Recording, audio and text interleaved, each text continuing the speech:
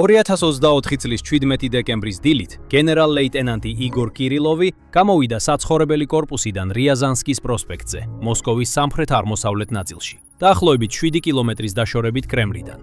იგი იყო რუსეთის რადიაციული, ქიმიური და ბიოლოგიური თავდაცვის ძალების ხელმძღვანელი, ერთ-ერთი ყველაზე მაღალი რანგის ოფიცერი მთელ რუსულ არმიაში, რომელიც იდგა ქვეყნის ყველაზე დაცული დედაქალაქის გულში. შესასვლელთან ელექტროსკუტერი იდგა. როდესაც კირილოვი და მისი ასისტენტი მის გვერდით გაიარეს, სკუტერი აფეთქდა. რუსეთის სახელმწიფო მედიამ მოგვიანებით შეაფასა, რომ მოწყობილობაში დაახლოებით 300 გრამი ტროტილის ექვივალენტი იყო, რაც საკმარისი იყო ქუჩის მოპირდაპირე მხარეს მდებარე შენობაში ფანჯრების გასატეხად.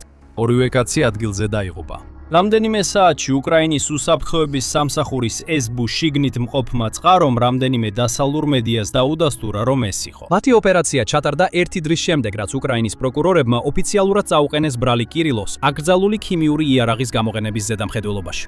ახლა დაფიქრდით, რას ნიშნავს ეს სინამდვილეში. წლების განმავლობაში რუსეთი საკუთარ ხალხს და მთელ მსოფლიოს ეუბნებოდა, რომ მისი მთავარი ტერიტორია ხელშეუხებელი იყო. ომი უკრაინაში რაღაც შორს სხვის მიწაზე ხდებოდა და რუსეთი სრულად აკონტროლებდა სიტუაციას და იმარჯვებდა. და მაინც, აქ იყო მისი ერთ-ერთი უმაღლესი გენერალი, რომელიც სკუტერზე დამონტაჟებული ბომბით მოკლეს წითელი მოედნიდან რამდენიმე წუთის სავალზე. მაგრამ ამას მკვლელობას დაარქმევთ თუ ლიკვიდაციას, ეს იყო მხოლოდ ხილული წვერი იმისა, რაც ჩუმად და მოთმინებით შენდებოდა 10 წელზე მეტი ხნის განმავლობაში. მოდით გავიაროთ, როგორ გადაიქცა უკრაინის სადაზვერვო სამსახურები 2014 წელს გატეხილი, ინფილტრირებული და ნახევრად ჩამოშლილი ნანგრევებიდან პლანეტის ერთ-ერთ ყველაზე საშიშ ფარულ ძალად და ვაჩვენოთ, რა როლი ითამაშა CIA-მ მის შექმნაში.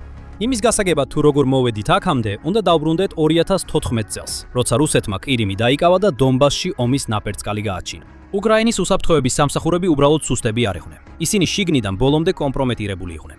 სინამდვილეში SBU-ს შტაბინა ლუგანსკში, რომელიც თავად დონბასში მდებარეობს, 2014 წლის აპრილში დონბასის ომამდე შტურმით აიღეს. ერთი ანალიზის მიხედვით, რომელიც მარკ სივეცმა, პოლონეთის შიდა უსაფრთხოების სააგენტოს ოფიცერმა და რუსეთის საიდუმლო სამსახურის ოპერაციების სპეციალისტმა ჩაატარა, რუსეთის საიდუმლო სამსახურებს SBU-ში უკვე შეღწეული ჰქონდათ. იმ დრის ძირითადი ფაქტები სადავო არ არის.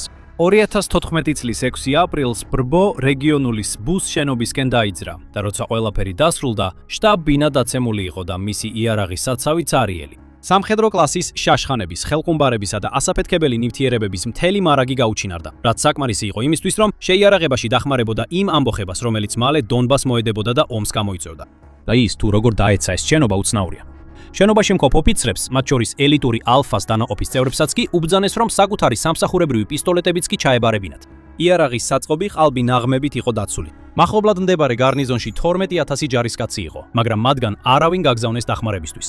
ხოლო წინაღამით დაკავებული პირები ისევ გამოუშვეს ბრბოში, სადაც ისინი მაშინვე შტურმის ხელმძღვანელობაში ჩაერთნენ. თითოეულ შემთხვევაში ცალკე აღებული ეს ყველაფერი შეიძლება პანიკით ან არაკომპეტენტურობით აიხსნას, მაგრამ ერთად აღებული, პოლონელი ანალიტიკოსების თქმით, შენობა სინამდვილეში შიგნიდან გაიხსნა. მისი არგუმენტია, რომ რუსეთს არ სჭირდებოდა ინდივიდუალური ოფიცრების გადაბირება, როცა შეეძლო დაეყრდნო ადგილობრივ პოლიტიკოსებს, რომლებიც მათ აკონტროლებდნენ. რეგიონების პარტიის მფარველებს, რომელთა ქსელები პოლიციაში, ადმინისტრაციაში და უშიშროების სამსახურშიც კი იყო გადაჭიმული. მაგრამ ესეც კი სინამდვილეში დამთხევა იყო. იმაზე თუ რამდენად სუსტი იყო მაშინ SBU, დამადასტურებელი მტკიცებულება იყო ადამიანის ჩვენება, რომელმაც რევოლუციის შემდეგ მისი ხელმძღვანელობა გადაიბარა, ვალენტინ ნალიევიჩენკო. მან თქვა, რომ მან გადაიბარა სამსახური, რომელიც მთლიანად დაცლილი იყო. მისი წინა ხელმძღვანელობა რუსეთსა ან ყირიმში იყო გაქცეული. არ იყო ოპერატიული დოსიეები და არც იარავი დარჩენილი. მან სააგენტო დაახასიათა როგორც რუსეთის FSB-ს მიერ ძლიერად გაჟღენთილი და განაცხადა, რომ იყო პირველი SBU-ს ხელმძღვანელი, რომელმაც რეალურად დაიწყო FSB-ს ოფიცრების დების დაკავება უკრაინის შიგნით. ეს ყველაფერი არ ამტკიცებს იმას, რაც ლუგანსკში მოხდა, მაგრამ გიჩვენებთ, რომ ნიადაგი ამისთვის მზად იყო. როდესაც სამსახურის ყოფილი ხელმძღვანელი ამბობს, რომ ის რუსი აგენტებით იყო სავსე, კითხვა, იყო თუ არა მისი ერთ-ერთი ფილიალი გადაცემული და არა უბრალოდ დაკარგული, წყვეტს კონსპირაციულ თეორიად ყოფნას და ხდება გონივრული საკითხი დასასმელად. აი ესეთი ნანგრევებიდან დაიწყო უკრაინა. ქვეყანა შეიძლებოდა ისევ რუსეთის ორბიტაში დაბრუნებულიყო, სადაც ყველაფერს ეგბ-ს მემკვიდრეები განაგებდნენ. ან შეეძლო ნამდვილი დემოკრატიული, დასავლეთზე ორიენტირებული სამსახურები აეშენებინა ნანგრევებიდან. კიევმა მეორე გზა აირჩია. ამ აღდგენის ცენტრალური ფიგურა გახდა ვალერი კონდრატიუკი, რომელიც თავდაპირველად SBU-ში მუშაობდა, შემდეგ კი უკრაინის სამხედრო დაზვერვის სამსახურს HURS ჩაუდგა სათავეში.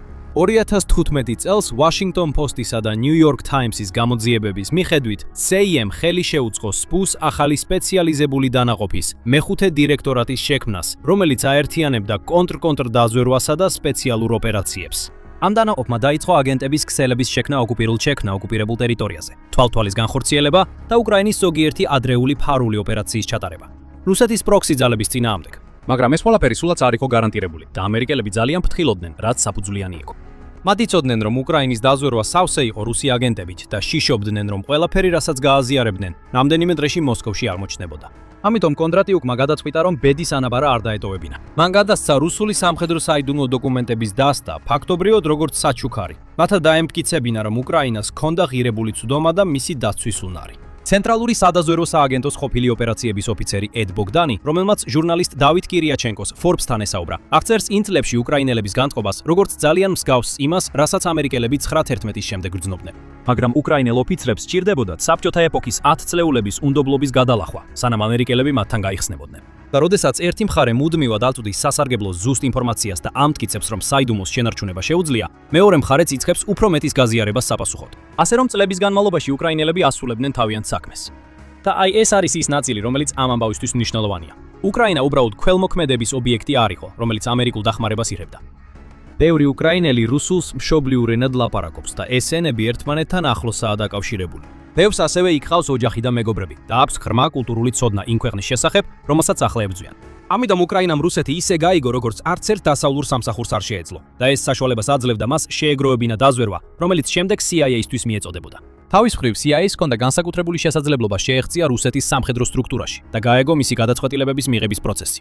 მნიშვნელოვანი წვლილი იყო გადაჭერილი. მასალები, რომლებმაც ხელი შეუწყო რუსეთის ჩართულობის დადგენას 2014 წელს, მალაიზიის ავიახაზების რეის 17-ის აღმოსავლეთ უკრაინაში ჩამოგდებაში და ასევე დაეხმარა 2016 წლის აშეჟიქოლის არჩევნებში ჩარევის უკამდგომი რუსი ოპერატორების დევნას. ამიტომ 2022 წლის სრულმასშტაბიანი შეჭრის წინა საღამოსთვის, როგორც იუწყებოდნენ, ორგანიზაცია გაფართოვდა დაახლოებით 12 ბაზას მოიცავდა. უკრაინისა და რუსეთის საზღვარზე განლაგებული საიდუმლო მოწინავე ბაზები, რომლებიც აშენდა და აღიჯურვა CIA-ის მხარდაჭერით, საიდანაც უკრაინელი ოფიცრები აკვირდებოდნენ რუსული ჯარების გადაადგილებას და მართავდნენ საკუთარ ქსელებს. ერთი წყაროს მიხედვით უკრაინელები რუსეთზე იმდენად ბევრ სადაზვერვო ინფორმაციას მოიპოვებდნენ, რომ ამერიკელები ვერ ასწრებდნენ მებდნენ მის სრულად დამუშავებას CIA-ის მთავარსადგურში. ორივე სამსახურმა ასევე დაიწყო ერთობლივი ოპერაციების ჩატარება მსოფლიოს სხვა ნაწილებშიც, რაც სადაზვერვო სფეროში ნდობის უმაღლესი გამოხატულებაა. ამ პერიოდიდან წარმოიშვა ოფიცრების ახალი თაობა, რომელიც სრულად მოწყვეტილი იყო უკრაინის საბჭოთა წარსულს და მთლიანად შედგებოდა დამოუკიდებელ უკრაინაში დაბადებული ადამიანებისგან.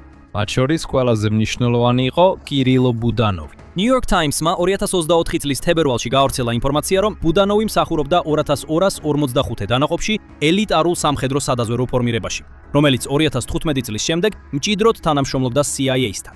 მისი სპეციალობა იყო რუსული სამხედრო ტექნიკის, საკომუნიკაციო მოწყობილობებისა და სხვა აღჭურვილობის მოპოვება, რომელსაც უკრაინელი და ამერიკელი ანალიტიკოსები იკვლევდნენ და აანალიზებდნენ. ბუდანოვი მოგვიანებით HUR-ის ხელმძღვანელი გახდა, ხოლო იმ წლებში გაწვრთნილი ოფიცრები დღეს თითქმის ყველა უკრაინული სადაზვერვო და უსაფრთხოების ორგანიზაციის სათავეში იმყოფებიან.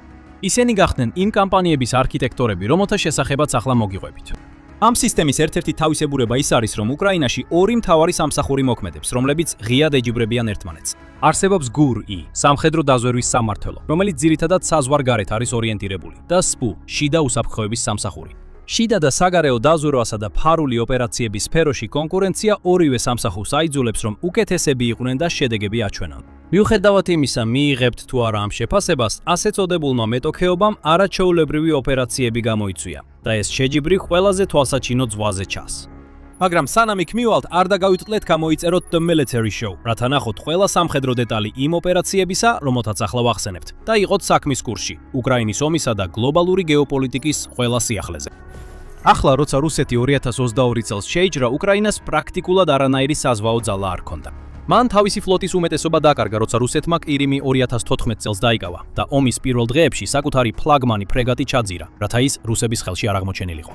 ქაღალდზე შავი ზღვა რუსეთის კონტროლქვეშ იყო. მისმა ფლოტმა უკრაინული პორტები ბლოკადაში მოაქცია, რაც მარცვლეულის იმ ექსპორტს ახშობდა, რომლითაც ჩრდილოეთ აფრიკიდან ახლო აღმოსავლეთამდე ხალხი იკვებებოდა და მანვე გაუშვა საკრუიზო რაკეტები უკრაინულ ქალაქებზე. მაგრამ 2022 წლის aprილში კრეისერი მოსკვა, შავი ზღვის ფლოტის ფლაგმანი დაიწვა და ჩაიძიეს. უკრაინამ მას 2 ადგილობრივი წარმოების ნეპტუნის ანტიგემის რაკეტით დაარტყა. მიუხედავად იმისა, რომ მნიშვნელოვანია უკრაინის სამხედრო ძალების წარმატების ხაზგასმა, სწორედ აშეტიშისის სადაზვერვო სამსახურმა მიუთითა მოსკვას მდებარეობა, ხოლო უკრაინის სპეცსამსახურებმა იმოქმედეს ამ ინფორმაციაზე. მოსკვა გახდა პირველი რუსული ფლაგმანი, რომელიც ბრძოლაში დაიკარგა 1905 წლის რუსეთ-იაპონიის ომის შემდეგ და მისი დაკარგვამ რუსეთი აიძულა თავისი გემები უკან დაეხია და ფრთხილად ემოქმედა. ამან უკრაინისთვის ახალი პრობლემა შექმნა, რომელიც შემდეგ საზღვაო დრონმა გადაჭრა და სწორედ აქ გახდა უკრაინული იმპროვიზაცია ნამდვილად რევოლუციური. SPUM შეიმუშავა საზღვაო დრონი სახელად Sea-Baby, რომელიც თავდაპირველად შეიქმნა ჯეტსკების, მოტორიანი ნავებისა და მაღაზიაში არსებული ელექტრონიკის ნაწილებისგან. ამ მეტოქეობის ფარგლებში ჰურმა შეიმუშავა დრონი Magura, რათა გაეგრძელებინა ოპერაციები, რომლებიც რუსულ პორტებს ძირითადად ყირიმში დაარტყამდა. ეს აპარატები პატარა, სწრაფი, წყლის ზედაპირთან ახლოს მყოფი, ძნელად შესამჩნევი და ასაფეთქებელი ნივთიერებებით დატვირთული იყო, მათი მართვა კი ასეულობით კილომეტრის დაშორებიდან სატელიტური კავშირის საშუალებით შეიძლებოდა. ფაქტობრივად ორმა მეტოქე უკრაინულმა სააგენტომ თითოეულმა ნულიდან შექმნა უპილოტო საზღვაო ფლოტი. 2024 წლის თებერვალში Magura V5-ის დრონების ჯგუფმა ყირიმთან ახლოს სარაკეტო კორვეტი ჩაძირა. 2 კვირის შემდეგ მათ სადესანტო გემი Cezar Kunikov ჩაძირეს. მარტში მათ საპატრულო გემი Sergei Kotov ჩაძირეს. ხომალდი, რომელსაც უკრაინა დაახლოებით $65 მილიონ აფასებდა, ხოლო მისი განადგურება ბევრად იაფი დრონებით მოხდა. დასავლეთის სხვადასხვა შეფასებით 2024 წლის მარტისთვის უკრაინამ რუსეთის შავი ზღვის ფლოტის დაახლოებით მე-13 ჩაძირა, ან თხრიდან გამოიყვანა. დანარჩენი კი გადაადგილება აიძულა. ნოვოროსიისკის აღმოსავლეთით 100 კილომეტრით დაშორებული კლირიმიდან ძალიან შორს, რომ უკრაინულ გემებს საფრთხე შეუქმნან ან დაიცვან ნახევარკუნძული, რომლის დაცვაც ევალებოდათ. იგივე კამპანიამ SBU-ს მრავალჯერად ოპერაციებთან ერთად დააზიანა კერჩის ხიდი, სიმბოლური და ლოგისტიკური კავშირი რუსეთისა და ოკუპირებულ ყირიმს შორის, რომელზეც პუტინმა პირადად გაიყვანა სატვირთო მანქანა გახსნისას 2018 წელს. შემდეგ დრონებმა ისეთი რაღაცების გაკეთება დაიწყეს, რაც აქამდე არავის გაუკეთებია. 2024 წლის ბოლო დღეს Magura დრონმა გაუშვა მოდიფიცირებული სითბოზე მომუშავე რაკეტა და ჩამოაგდო 2 რუსული Mi-8 ვერტმფრენი ყირიმის სანაპიროსთან. ეს იყო პირველი შემთხვევა ისტორიაში, როდესაც საზღვაო დრონმა სამხედრო საჰაერო ხომალდი გაანადგურა. უკრაინელი ოფიციალური პირების თვით, მომდევნო გაზაფხულზე განახლებული Magura V7, რომელიც ამერიკულ Sidewinder-ის რაკეტებს ატარებდა, შავ ზღვაზე 2 რუსული Su-30-ის გამანადგურებელი ჩამოაგდო. მაგრამ ეს მხოლოდ ნაწილია იმისა, თუ როგორ დაეხმარა უკრაინის დაზვერვის სამსახურები პირდაპირ ომის ძალისხმევაში. სრული სურათისთვის უნდა დავბრუნდეთ ხმელეთზე და იმ კამპანიაზე ვისაუბროთ, რომლის ნაწილიც იყო კირილოვის სიკვდილი. ეს სიკვდილი გრძელი სიის მხოლოდ ერთი პატარა ხაზი იყო და ზოგიერთი ადრინდელი დარტყმა ოფიციალურად არასდროს აუღიათ პასუხისგებლობა. 2022 წლის აგვისტოში მოსკოვთან ახლოს მანქანაში აფეთქება მოკლა დარია დუგინა, ცნობილი რუსი ნაციონალისტი იდეოლოგის ქალიშვილი. ამერიკელმა დაზვერვის ოფიციალურმა პირებმა მოგვიანებით შეაფასეს, რომ ამაში უკრაინის მთავრობის ზოგიერთი ელემენტი იყო ჩართული, რასაც უკრაინა უარყოფდა. 2023 წლის გაზაფხულზე სანქტ-პეტერბურგის კაფეში ქანდაკებაში დამალულმა ბომბამ მოკლა ცნობილი რუსი სამხედრო ბლოგერი ვლადლენ ტატარსკი. რუსეთმა თავდაპირველად უკრაინას დააბრალა ეს და იპოვა რუსი პოლიტიკური აქტივისტი, რომელმაც რეალურად მიიტანა ქანდაკება. როგორც 1 წლის შემდეგ უკრაინისვე ანგარიშებიდან გაირკვა, მთელი ოპერაცია სრულად იყო ორგანიზებული უკრაინის საიდუმლო სამსახურების მიერ, ხოლო რუსი აქტივისტი გამოიყენეს, როგორც ამ სქემის ყველაზე იოლად გასაწირავი ნაწილი, რაც კიდევ უფრო ამცირებდა რუსეთის სამსახურების გავლენასა და პრესტიჟს. ამ მოვლენამ ასევე აჩვენა, რამდენად დაუნდობელი გახდა ოპერაციები, როდესაც რუსი ადამიანები გამოიყენეს რუსეთის მთავრობის წინააღმდეგ ოპერაციებში, რასაც 42 დაზარალებული მოხვა, რათა მოეშორებინათ გამოჩენილი სამხედრო სტრატეგები, ანალიტიკოსები და ყველა, ვინც პუტინთან ახლოს იყო. და როცა ომი გაგრძელდა, ეს ტემპი კიდევ უფრო გაიზარდა და სამიზნეები ბრძანების ჯაჭვში უფრო მაღალ დონეზე ავიდნენ. 2025 წლის აპრილში ბალაშიშკაში, მოსკოვის აღმოსავლეთით, ავტომობილში დამონტაჟებულმა ბომბმა მოკლა გენერალ-ლეიტენანტი იაროსლავ მოსკალიკი, რუსეთის გენერალური შტაბის მთავარი ოპერატიული სამმართველოს უფროსის მოადგილე, რომელიც ერთ დროს ნორმანდიის ფორმატის ცეცხლის შეწყვეტის მოლაპარაკებებში მონაწილეობდა.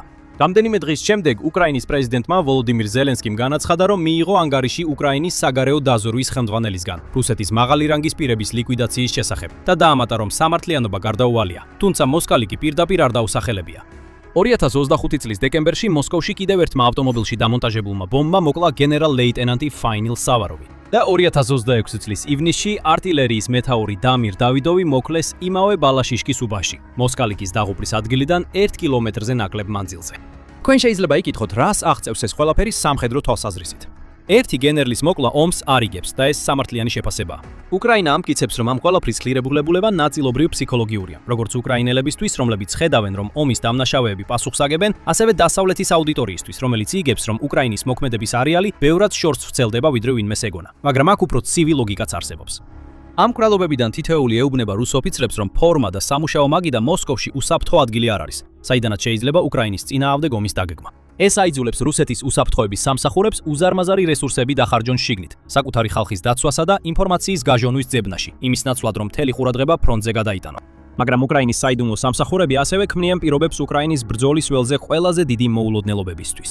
აგენტების ქსელები, რომლებიც მეხუთე დირექტორატმა და სამხედრო დაზვერვამ შექმნეს ოკუპირებულ ტერიტორიაზე, მიზნობრივი ინფორმაციის მიწოდებას უზრუნველყოფდნენ უკრაინის ძალებისთვის, რაც საშუალებას აძლევდა ზუსტ შორ მანძილზე დარტყმებს თანამედროვე დრონებითა და ახლად შექმნილი რაკეტებით. და როდესაც უკრაინამ 2024 წლის აგვისტოში მსოფლიო გააოცა და გადაკვეთა საზღვარი კურსკის მიმართულებით, რაც იყო პირველი შემთხვევა მეორე მსოფლიო ომის შემდეგ, როდესაც უცხო ქვეყნის არმიამ რუსული მიწა დაიკავა, სწორედ ამ სამსახურების დაზვერვამ წარმოაჩინა ოპერაციული ხარვეზები რეგიონში.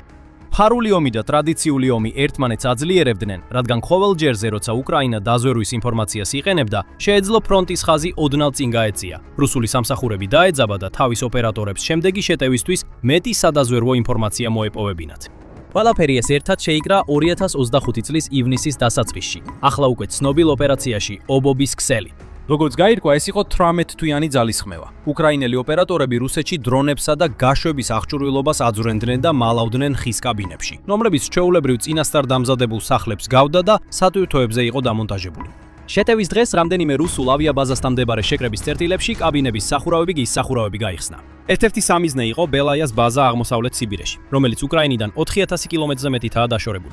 დრონები მასობრივად შეიჭრნენ და დააზიანეს 2-95 და 2-22 ემი ტიპის ბომბდამშენი, რომლებსაც რუსეთი უკრაინულ ქალაქებზე ფრთოსანი რაკეტების დასათხოვცნად იყენებდა და რომლებიც ბირთვული რაკეტების გადამტანი ერთ-ერთი იშვიათი საშუალება იყო. უკრაინის უსაფრთხოების სამსახურმა თავდაპირველად განაცხადა, რომ მან დააზიანა 41 თვითმფრინავი, რაც რუსეთის სტრატეგიული ფრთოსანი რაკეტების გადამტანი თვითმფრინავების დაახლოებით მე-13-ს შეადგენს და რომ ზარალი დაახლოებით $7 მილიარდ აღწევს. სამხედრო სადაზვერვო კომპანია ჯეინსმა სატელიტური სურათების გამოყენებით შეაფასა, რომ დარტყმამ დაახლოებით 12 თვითმფრინავი გაანადგურა და კიდევ რამდენიმე დააზიანა. ნატოს ერთ-ერთმა მაღალჩინოსანმა ოფიციალურმა საშუალო მაჩვენებელი დაასახელა. დაახლოებით 10-13 თვითმფრინავი განადგურდა, სულ დაახლოებით 40 დაზიან და შეაფასა, რომ ოპერაციამ რუსეთის მოქმედი შორმანძილზე მოქმედი ავიაციის მეხუთედი გამოთიშა. რომელი რიცხვიც არ უნდა აიღოთ, თავარი ისაა, რომ რუსეთი ამ ბომბ დამშენებს აღარ აწარმოებს. ასე რომ თითოეული დანაკარგი მუდმივია და პირდაპირ აზიანებს რუსეთის ძალის დემონსტრირების შესაძლებლობას. და ბოლო კამპანია, რომელიც საიდუმლო სამსახურებმა წამოიწყეს, მიმართული იყო რუსეთის ეკონომიკის წინააღმდეგ. სწორედ აქ ჩნდება ისევ CIA-ის კვალი. New York Times-ის გამოძიებამ დაადგინა, რომ CIA-ის ოფიცრები და ამერიკელი სამხედრო სტრატეგები უკრაინას ეხმარებოდნენ რუსეთის ენერგეტიკული სექტორის წინააღმდეგ შორ მანძილზე დარტყმების კამპანიის დახვეწაში. ნავთობ გადამამუშავებელი ქარხნების შემთხვევით დაბომბვის ნაცვლად, დაგეგმა კონცენტრირებული იყო იმ კომპონენტებზე, რომელთა შეცვლაც ყველაზე რთული და ნელი. ერთ შემთხვევაში, რომელიც ამ გამოძიებაში აღწერილი, CIA-ის ექსპერტმა დაასახელა კონკრეტული გადამამუშავებელი ქარხნის კუპლერი, რომლის განადგურებაც ობიექტს რამდენიმე კვირით გამოიშთავდა. იგივე ლოგიკა გამოიყენეს რუსეთის ეგრეთ წოდებული ჩრდილოვან ფლოტზეც, მოძველებულ ტანკერებზე, რომლებსაც მოსკოვი იყენებს სანქცირებული ნავთობის მსოფლიოს მასშტაბით გადასატანად და ომში ფულის ნაკადის შესანარჩუნებლად. CIA-ს ასევე მიეცა უფლება ამ ძალისხმევის ცალკეული მიმართულებებიც დაეხმარებინა. რაც 2014 წელს დაიწყო, როგორც დახმარება დანგრეული ჯაშუშური სამსახურის აღდგენაში, 10 წლის შემდეგ გადაიქცა ერთობლივ კამპანიად, რომლის მიზანიც იყო რუსეთის საომარი მანქანის ფინანსური სისხლძარღვის გადაკეტვა. და აქ უფრო ფართო პოლიტიკური კუთხეც არანაკლებ მნიშვნელოვანია. პრეზიდენტ დონალდ ტრამპსა და პრეზიდენტ ზელენსკის შორის საჯარო დაპირისპირების შემდეგ 2025 წლის თებერვალში ვაშინგტონმა დროებით შეაჩერა სადაზვერვო თანამშრომლობა კიევთან და საჯაროდ ჩანდა, რომ CIA-სა და SBU-ს პარტნიორობა დასრულდა, მაგრამ პაუზა მოკლევადიანი აღმოჩნდა. სადაზვერვო ინფორმაციის გაზიარება ართგა 2025 წლის მარტში, რაც CIA-სა და უკრაინის სადაზვერვო სამსახურებს საშუალებას აძლევდა განიახლებინათ მჭიდრო თანამშრომლობა. მიზეზი მარტივია. რამდენადაც უკრაინა დამოკიდებული იყო CIA-ის მხარდაჭერაზე, CIA-საც სარგებელი ჰქონდა იმით, რომ უკრაინელი ოპერატორები რუსეთის სიღრმეში იყვნენ ჩანერგილები. უკრაინა რუსეთს ისე ესმის, როგორც დასავლეთის სადაზვერვო სამსახურებს გაუჭირდებოდა ამის გამეორება, რაც მას მნიშვნელოვან პარტნიორად აქცევს სადაზვერვო ოპერაციებში. არა მხოლოდ უკრაინასა და რუსეთში, არამედ ყველგან, სადაც მოსკოვი გავლენას ავრცელებს, მათ შორის ახლო აღმოსავლეთში. როგორ ჯდება ეს უფრო ფართო ომში? პუტინის მართლობა ემყარება ამბავს, რომ რუსეთს უკრაინაზე ბევრად უფრო ბასრი კლანჭები აქვს და რომ ის შეჭრაში აუცილებლად გაიმარჯვებდა და რომ რუსული საიდუმლო სამსახურები შეძლებდნენ უკრაინაში შეღწევას და მის დესტაბილიზაციას, რათა ქვეყანა რუსეთის გეოპოლიტიკური გავლენის სფეროში შეეყვანათ. მაგრამ მიუხედავად იმისა, რომ ეს შეიძლება მართალი იყო 2014 წლამდე, ბოლო 10 წლებში ბალანსი უკრაინის სასარგებლოდ შეიცვალა. და როდესაც უკრაინის ჯაშუშთა ხელმძღვანელები ჭtildeიდან გამოვიდნენ, მათ მსოფლიოს აჩვენეს, რომ რუსეთში არც ერთი ადგილი არ იყო ნამდვილად ხელშეუხებელი. შეიძლება ერთ დღეს სწორედ ამ ჯაშუშთა ხელმძღვანელები იქნებიან პასუხისმგებელნი პუტინის დაცემაზე, რადგან ის იწყებს ხალხის მხარდაჭერის დაკარგვას იმავე ადამიანებისგან, ვისაც თავად დაეხმარა ხელისუფლების მწვერვალზე ასვლაში. დამატებითი ინფორმაციისთვის ნახეთ ეს ვიდეო და არ დაგავიწყდეთ გამოწერა, რომ იყოთ ინფორმირებული უკრაინის ომთან და გლობალურ გეოპოლიტიკასთან დაკავშირებულ ყველა სიახლეზე.